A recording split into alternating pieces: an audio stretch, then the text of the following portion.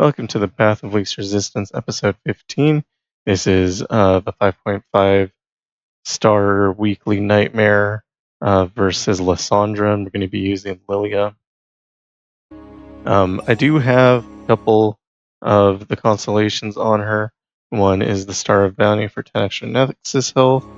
We also have Star of Legends. Your support champions have Stalker's Blade. And we have Star of Blessings. Dreamlight Alina has Double Time Watch. I never played Dreamlight Alina during this entire time, and I do take some advantage of the Star of Blessings on that support champion with Stalker's Blade, but it shouldn't make a huge difference if you don't have that. And then for Relics, we're using Stalker's Blade, Everfrost, and Guardian Angel. This makes it so that we can keep one of each relic and we're not doubling up. If you do have two Stalker's Blades, I might do that over Guardian Angel, or maybe Everfrost. I actually really found this run incredibly smooth, so I might not change anything if I were to do it again. I tried this with a bunch of different champions, and this ended up being the most consistent. If you're not familiar with Lillia, she plays kind of like Kindred, so you want to put her on the board and then use her Dreamladen Bow or her other spell to sleep her at the end of the round, and then you just do that every round and she grows huge and wins the game. Every time she shows up, she does a Stalker's Blade as well. So we're going into Lissandra, and her powers are Immolation.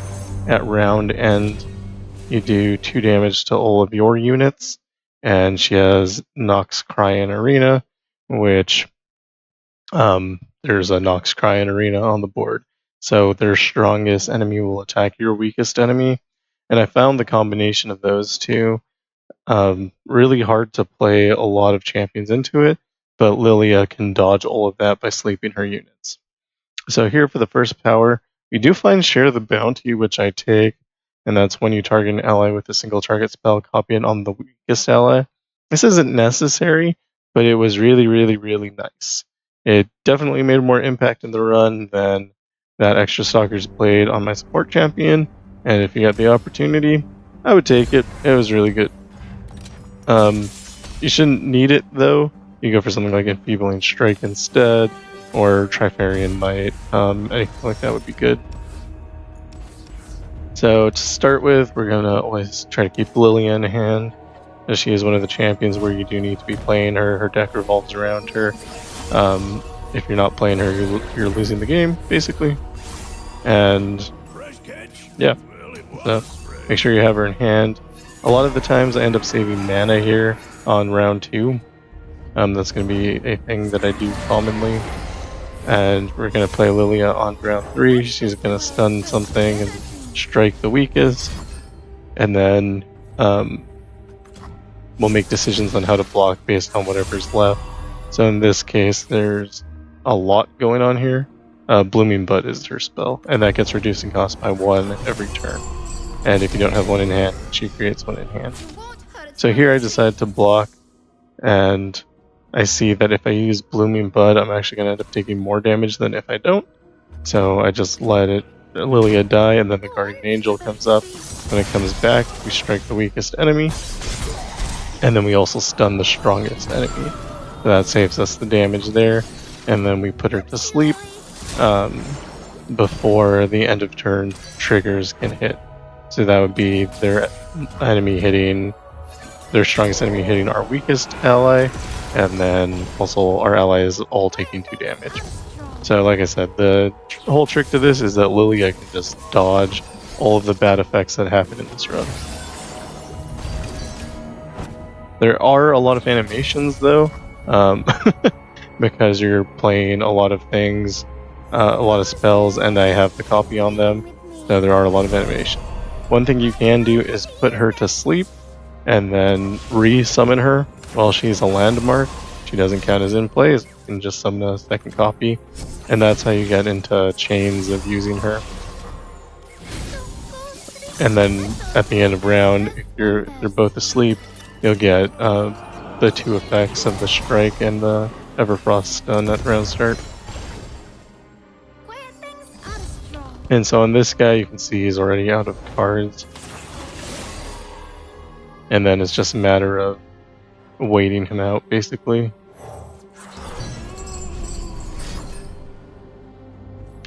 He tries to use Splinter Soul on Shark Chariot here. So he uses Blooming Bud to sleep it, so that we don't end up having to deal with 3 Shark Chariots every time he attacks.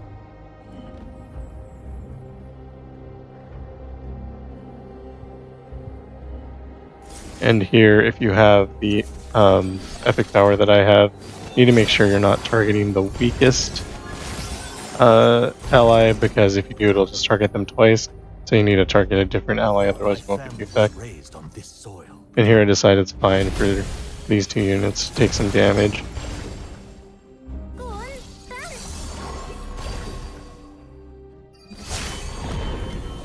Then we watch a lot of the animations. You have the animations of them going into the landmark, the animations of them leaving the landmark, your level up animation, your spell animation. So Lillia is very, very strong, but she does take a long time to play. Here I decide that my opponent only has 1 card in hand. Unlikely they're going to have any answers. So I play Keeper of the Masks down, give everything an extra 1/1, or 1 attack, and then our attack is good enough to finish the fight.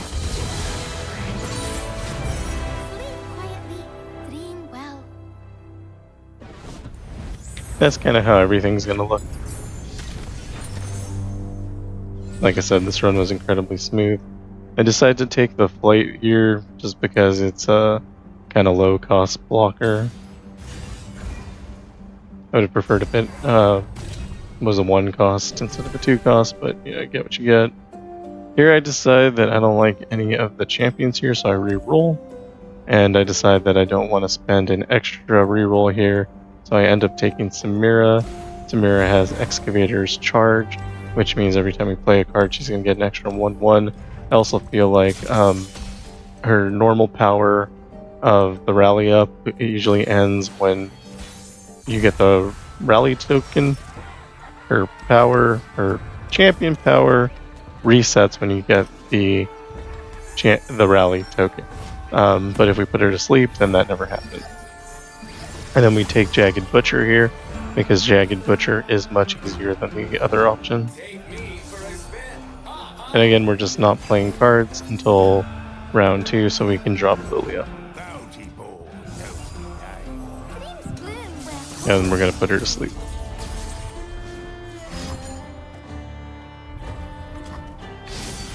The opponent decides to attack, challenging our Lillia. I decide whether I'm fine with that or not, and I decide on yes, because it'll just remove an extra unit from the board, and we're just going to put her to sleep anyway.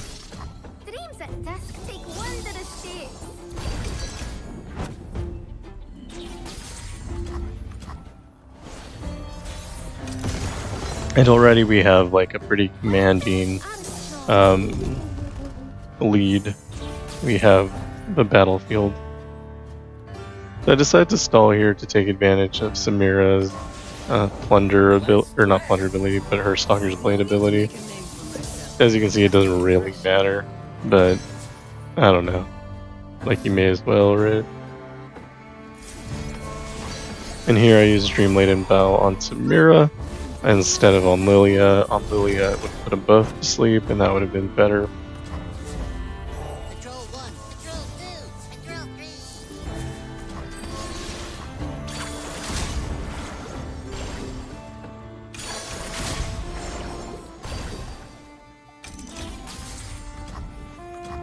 Nothing super interesting is going to happen for the rest of the fight. We're basically just putting our units to sleep to make them bigger, and every time they come back, they're going to remove the opponent's units with Stalker's Blade. Yeah, as you can see, like I said, we did use Samira for her Stalker's Blade, but it only did 2 damage, didn't really change anything here.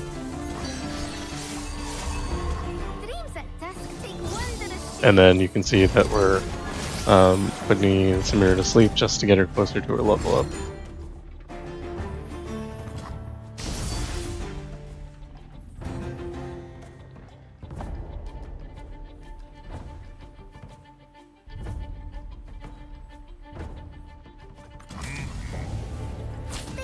And here I decided to let him attack because I have a blooming bud in hand, and I can just use it to sleep her as a blocker. She doesn't take any damage, and it's just totally fun.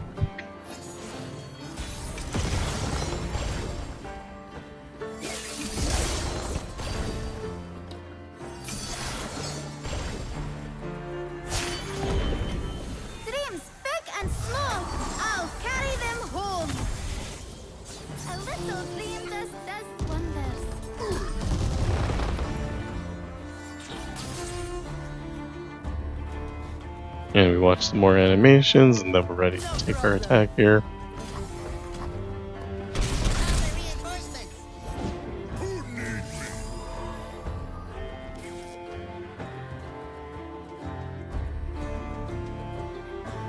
Did have the option of potentially playing more cards, and so we could have finished him off this round.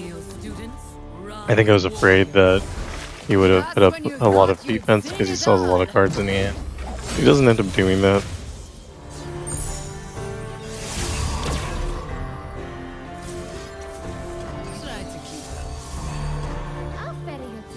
I probably don't need to sleep my units anymore, but it's still, I don't know, good habit.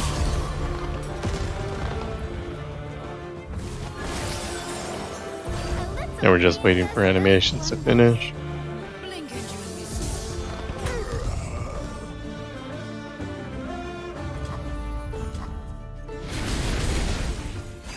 And we'll be able to level up Samira, I think, on this round.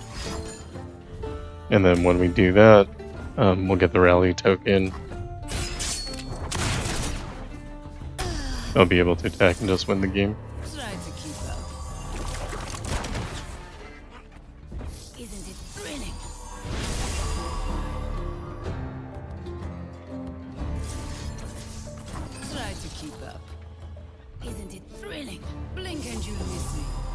Keeper of the Mask is a really good target for sleep, because every time he goes to sleep and comes back, he gives all your units +1 attack. So if you just need a little bit of extra damage, that's an easy way to get it. A little dream does wonders.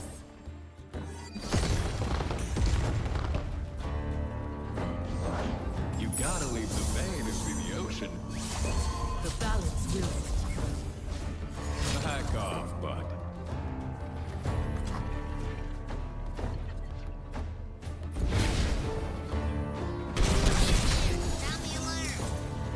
And another easy round. And like I said, this is how the entire run goes.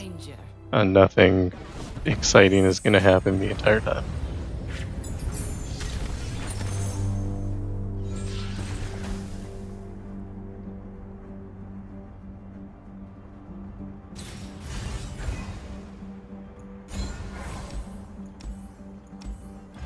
I decided to go for the spells chest, and I do find Dragon's Rage with Rally, and I think to myself, this will make the game quicker, and that's why I take it. We'll get to a point where we have 7 mana, usually on round 4 or 5, and then attacking with our slept units, so they're going to be very large, with Dragon's Rage. We'll do a lot of damage, just burn to the Nexus, and then we also get the Rally token, so that'll usually win us the game every time we play that card. So I felt like it was a good pickup. I normally don't take cards, but if you see a card that says win the game when you play it on it, you should take that one. Pretty good.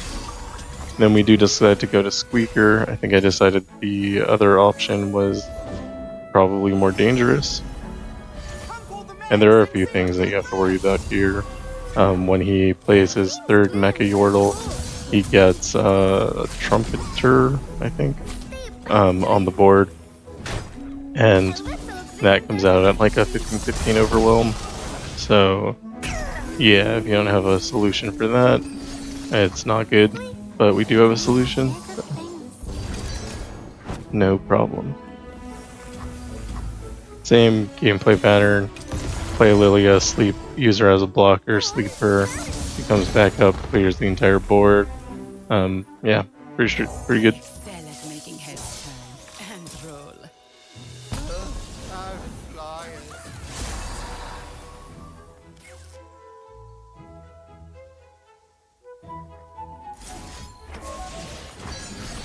And here, if you didn't have Share the Wealth, so you weren't able to sleep both your units, your games would take longer, or your units would need more health to survive.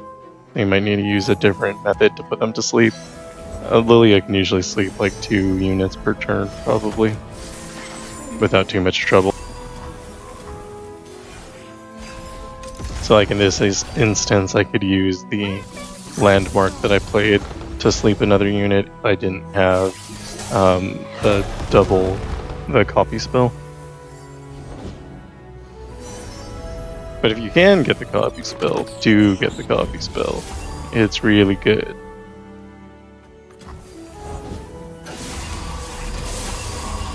And here he does get his trumpeter, and it's 13. And you can use sleep as a defense measure as well. So here we decide to sleep him so that we don't have to take 13 overwhelm damage. That sounds pretty good to me. Hold on to your helmets.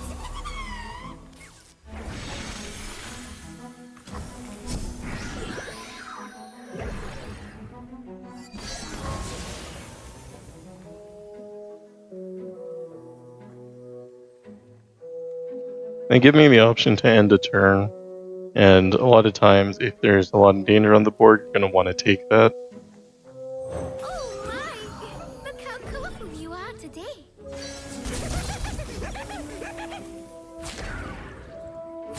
Make this interesting. I decide that I can survive that here, so I just let it happen. It also gives me a chance to put Lillia and Samira to sleep.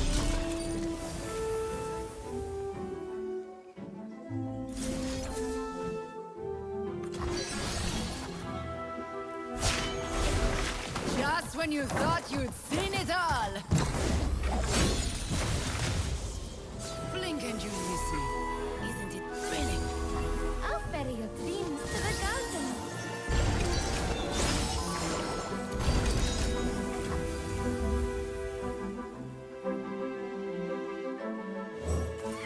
Now I'm just playing cards to get some board presence.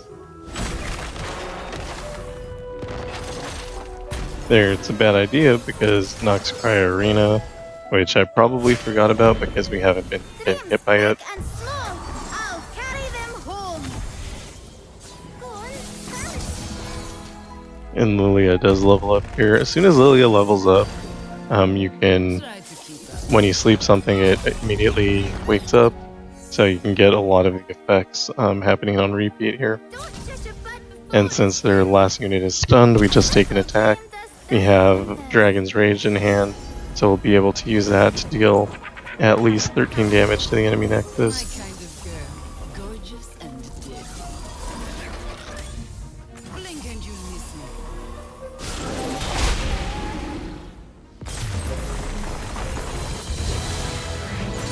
And had that not finished off our opponent, we could have used the rally and done an extra attack there as well.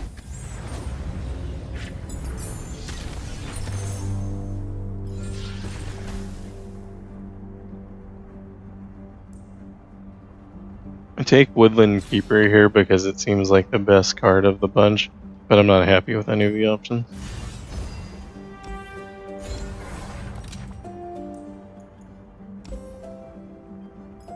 Then I don't want counterfeit production, so I skip it, and then I roll into slow and steady.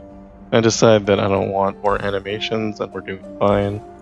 I'm also not sure that it would actually help our slow spell.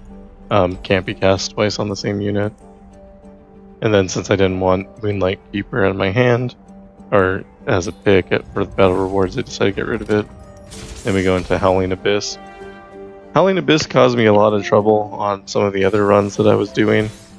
I rolled into like Shen with Elusive, and then he copied himself with a LeBlanc spell and did 100 elusive damage to me in a round, so that wasn't great. I think some other things similar to that happened, and I was just not having a good time. Push back the darkness. The oasis of the dawn. Soothsayer in this deck can give everything spell shield, The earlier it happens, probably the better for you. Once he gets like a full board of champions and then gives them all spell shield, they're really hard to remove. But we don't have to deal with that too much because we have Lillia's stun, and the Everfrost stun does go through spell shield.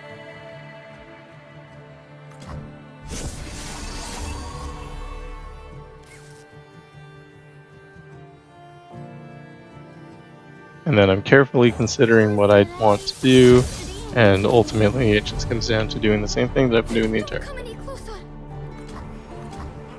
Other tree.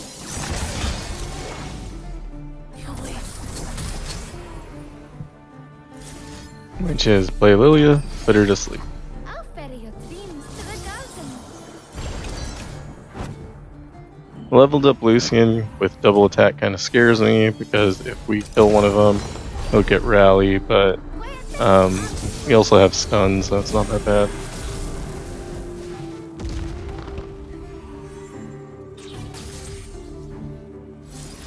And here we can sleep Lillia and then play another Lillia.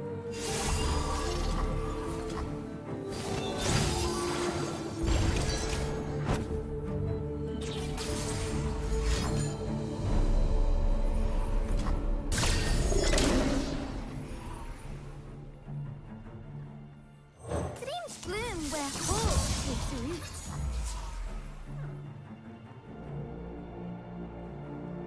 And wouldn't you know it, we sleep that one too. Sleep and dream of better things.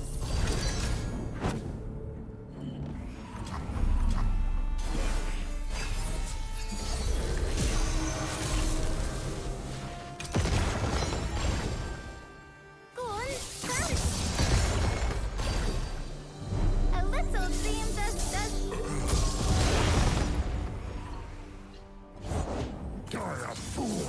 I see Lissandra up here, and I decide that I'm going to stun him with Concussive Palm. And I do wait for him to attack just in case something weird happens. Settle on my branch stream. Who is left to kill?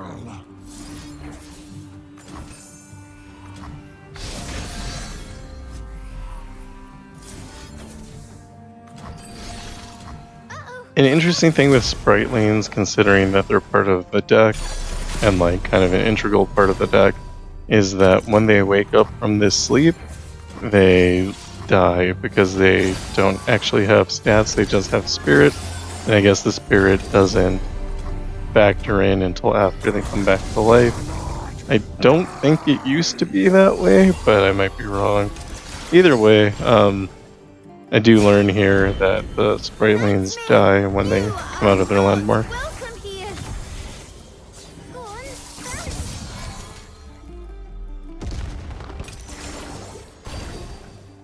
A little dream does wonders. And again, here we're just waiting for animations. Yeah, so you got +2 and then -2. It's like the spirit isn't processing until after, and I don't think it used to be that way, I know how but maybe I'm wrong. We have Dragon's Rage in hand, so we're just gonna use that. Find peace.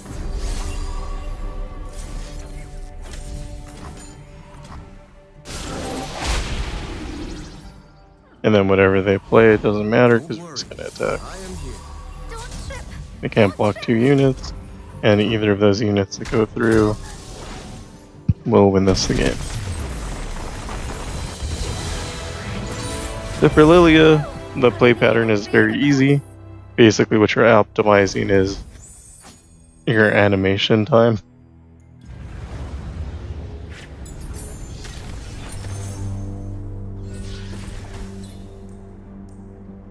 I decided to take Vampiric Scepter here.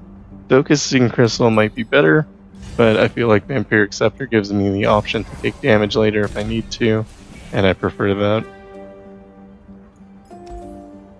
I reroll looking for something a little bit better, and I get Enfeebling Strike. Overwhelm was probably fine, I could have taken it. Here we have a choice between Legion Marauder and Minotaur Reckoner. The problem with Minotaur Reckoner is since we try to sleep everything all the time, if something is stunned and goes to sleep, it wakes up still stunned, and that sounds like an absolute disaster. So I decided to take Legion Marauder instead.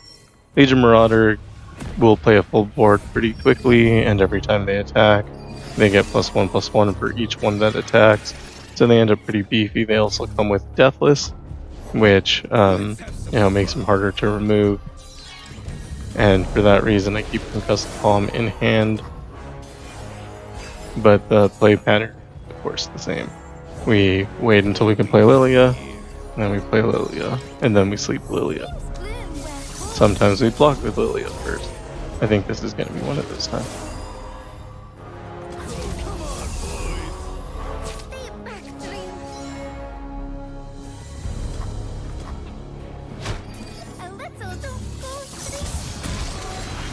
So you can check the Oracle Eye to see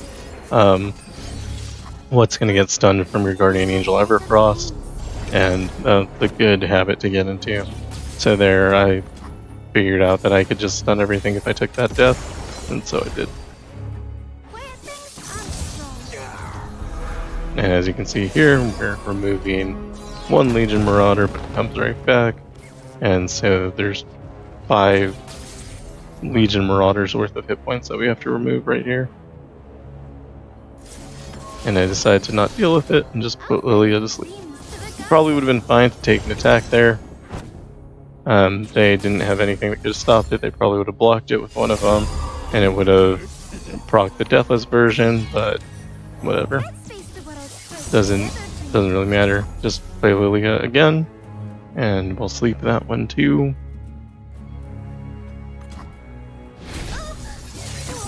Not sure why I decided not to sleep there. That feels like a misplay.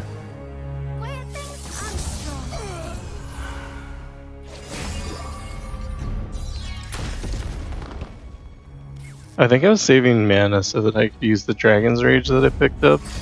I ended up not doing that, so that was a complete waste.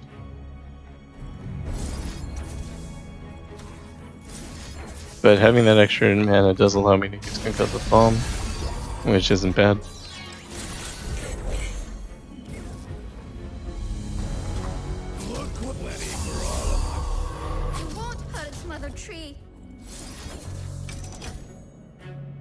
And here, using the Blooming Bud will allow me to sleep both of my Lillias because they're the lowest power, the strongest and lowest power unit.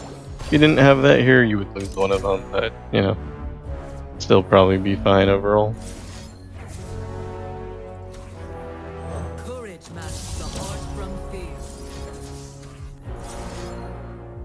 And then I drop Keeper of the Mask and put it to sleep. Yeah. We have 2 Dragon Rage in hand, which means we'll win as soon as we play those cards. But we need to get rid of some of the stuff off their board first. Either by stunning it or killing it.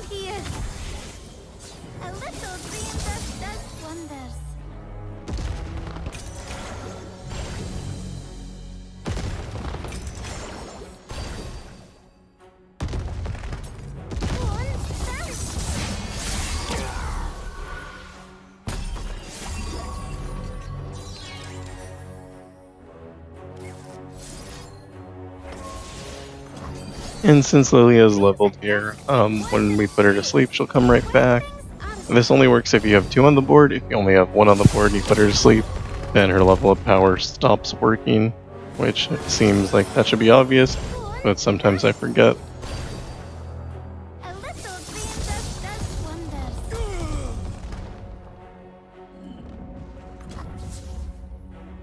And so their whole board is stunned, so we take an attack. And then we're going to Dragon's Rage and attack again. We lost 0 hit points to this match, despite them having like a full board the entire time, so pretty good.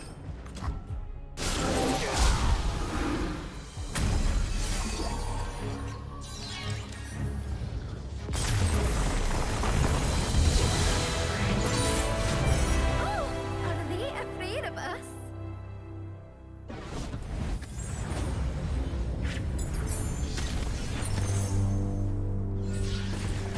And here they offer me another copy of Lillia, which I take. Wouldn't have mattered what was on that, I'm always taking that.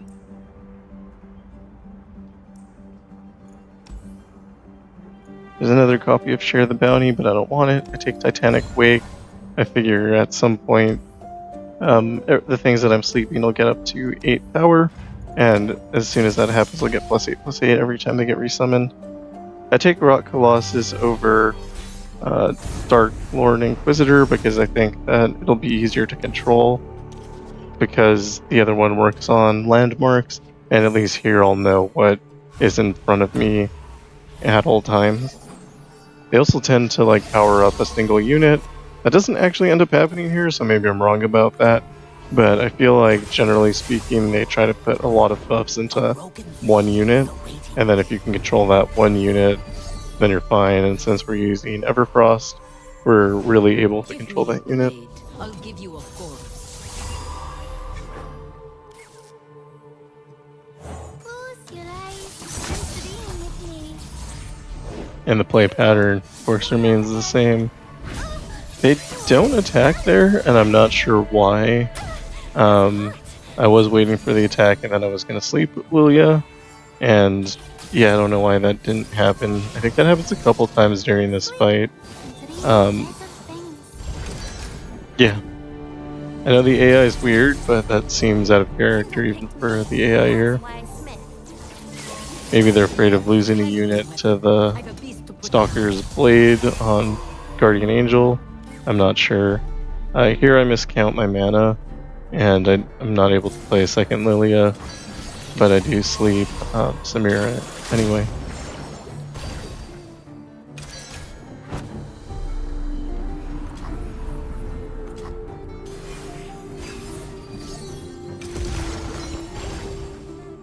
Where things are strong.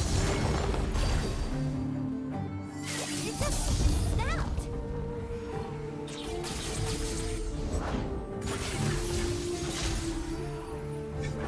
Not sure what I decided to do here. There's a lot of choice. Like I have Dragon's Rage in hand, I can use that to get the attack token. I have Concussive Palm in case I need to block. I have a number of ways to sleep my units. So I could maybe wait until they attack here. Like here I pass because I assume they're going to attack and they don't. And I end up burning some mana and not sleeping my units, which is how we are taking control of the board.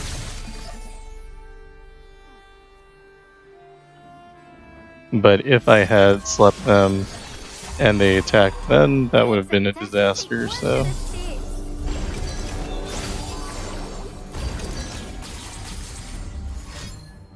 They also kept enough health so that they didn't die to the immolation, which made it fine to block or to pass there, even if they didn't attack. Here opponent uses Furious Wielder, and we just sleep Lillia here. No reason to take damage or lose a unit when we don't have to. She does have Guardian Angel, and I considered letting that just go off, but yeah, I don't know. Just decided that wasn't really worth it. A little dream does wonders. And here we're getting that effect from the Titanify, where everything's getting like the +8, and so our Lillias are growing huge very quickly. You are not welcome here.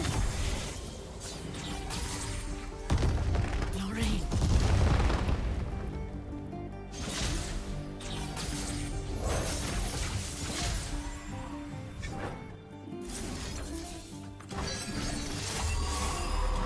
Sleep and dream of better things. A little dream does wonders. Go on, first. For the north. A little dream does wonders. I'm home, love.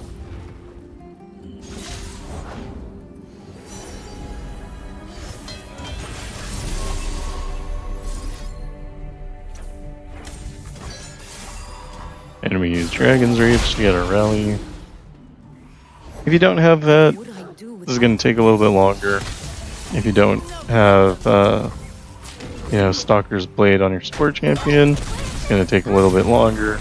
Overall, it's still going to be very safe. We've rarely gotten use out of Samira. I think only in 2 fights did we ever really get anything out of playing her. Like I said, the share of the bounty was pretty nice.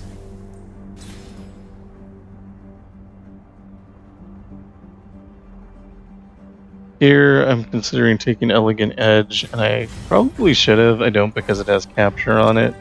But had I done that, then it would have stacked. And I could have removed both copies at the healer here. Instead, I think I get rid of the Flight because it, I don't know, not really doing much for the deck. And then at the shop, I took Excavator's Charge on Lillia. More stats is fine. And we can preserve those stats through putting her to sleep, so they don't wear out at the end of the round like they normally would, until she's leveled up, and then make it to Lissandra. Lissandra has 70 hit points, which I think probably puts her in range of an Annie kill. If I decided to try that, I might. And Lissandra open attacks here, so I end up taking 25 damage without any chance to respond. But, we're not worried about it. We have Vampiric Scepter on Lillia. And even if we didn't, we don't plan on getting hit any other time in the future. Here I am deciding whether or not she's going to respond with Ice Shards if I play Dreamblade and Bow. And she doesn't, but if she had, then it would have been pretty bad. Since she didn't play Ice Shards, I decided that she just doesn't have it in hand, and I feel free to sleep my Lillia here.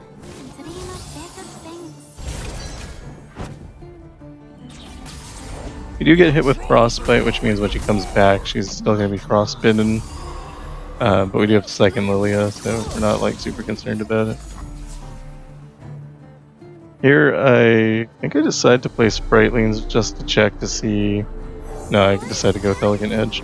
At some point, I played Spritelings a second time after realizing that they died on resummon, because I wanted to see if I was imagining things or if that was a real thing that happened. A little princess does wonders. Go on, tell. And yeah, at this point, I'm not even really paying attention to what's happening. I'm just going through the normal play pattern of sleep Lillia. She comes back huge, repeat. She uses Buried in Ice here. I have Concussive Palm in hand, so I'm not worried about it. And I take the time to sleep my units. That way they come back around earlier than they would have if I let them get hit by Buried in Ice. And again, we have Concussive Palm for the attack. Now we sleep our units. Yeah, here's where I decided to play Spriteling to see if them dying was a real thing or not.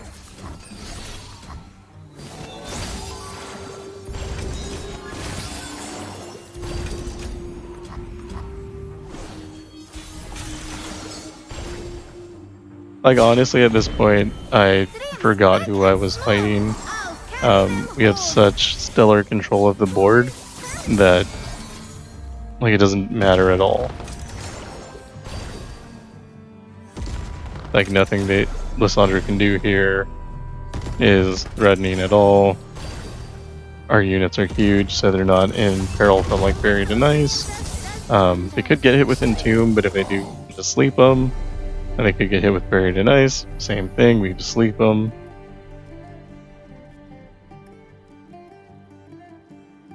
Although, interestingly, I think if Lillia were leveled and then you got hit by Buried in Ice, then sleeping her probably wouldn't work, because she would return before the Buried in Ice hit.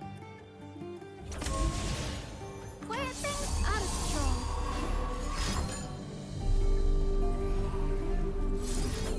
A little princess does wonders. And we're dodging Entomb here by using Blooming Bud. Go on, run.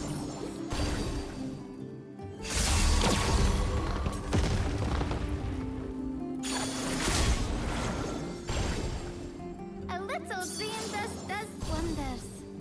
Where things are strong.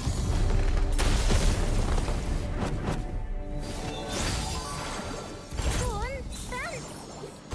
You can see that Titanify really making the units huge.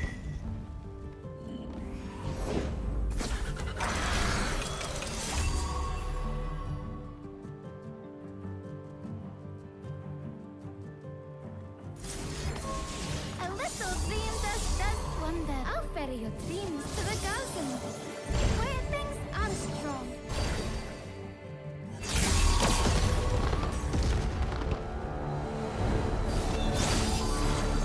Go on, dance. And we watch some more animations. A little dream does wonders.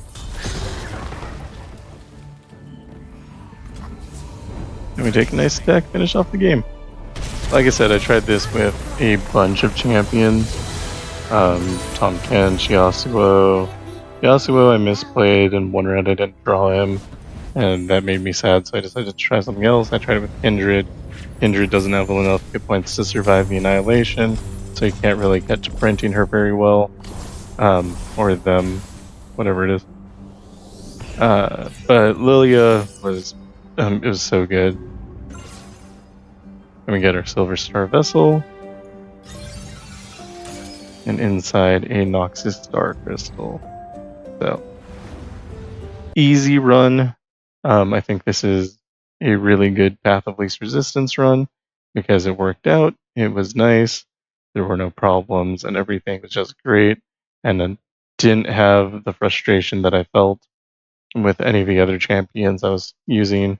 So yeah, I highly recommend using Lillia here. If I'm not sure how important Share the Bounty was, I feel like it wasn't too important, but I could be wrong. And if that happens to be the case, just, I don't know, reroll until you get it. That's all. Thanks for watching, and if you like what I'm doing, like and subscribe, and I'll see you in the next one.